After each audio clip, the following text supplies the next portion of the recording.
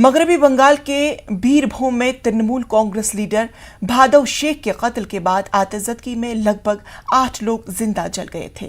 अब इस वाकये के बाद बगोडी गांव में खौफ हरास फैल गया है कि मुतासरीन के अहल खाना अपना घर बार छोड़कर नकल मकानी कर रहे हैं। इसी बीच बच्चों के हकूक के लिए काम करने वाले कौमी हकूक इत्तफाल कमीशन ने मगरबी बंगाल पुलिस से इस वाकये की 3 दिन के अंदर कार्रवाई की रिपोर्ट तलब की है।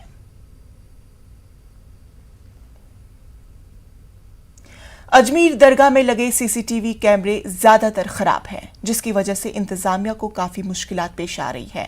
कुछ दिन कबल ख्वाजा साहब की दरगाह में जायरीन के जरिए कुछ वाकयात रोनुमा हुए, पर सीसीटीवी खराब होने की वजह से पुलिस के हाथ सुराग नहीं लगे। दरगाह थाने SHO दिलबेर सिंह ने कई बार इंतजामिया को मुतनबा किया, दरगाह कमेटी की जानिब से कोई कदम नहीं उठाया गया। सुरक्षा में कैमरों का बहुत महत्वपूर्ण स्थान है और ये बात आज से कई वर्षों पूर्व जब दरगाह में बम विस्फोट हुए उसके बाद प्रशासन द्वारा और पुलिस प्रशासन द्वारा स्पेशली दरगाह कमेटी को बात करके समन्वय के साथ कैमरे लगाए थे और वो कैमरे लगातार चल रहे थे। लेकिन पिछले कुछ दिनों से करीब 6-7-8 महीनों से लगातार कैमरे खराब हो रहे हैं या कैमरों की लोकेशंस गड़बड़ हो रही है।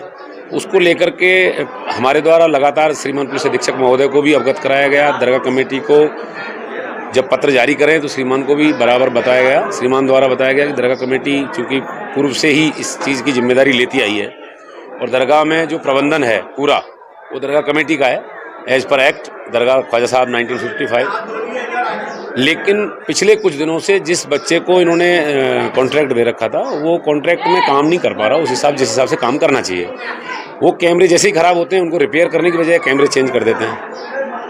जो कैमरे हमारे 29 जो कैमरे हैं अभय कमांड सेंटर के, जिनको दरगाह कमेटी पूर्व से रिपेयर कराती आई थी, अचानक से हाथ खींच लिया कि हम रिपेयर नहीं कराएंगे बिना किसी कारण के। और जो इनके कैमरे हैं वो करीब 12 कैमरे अभी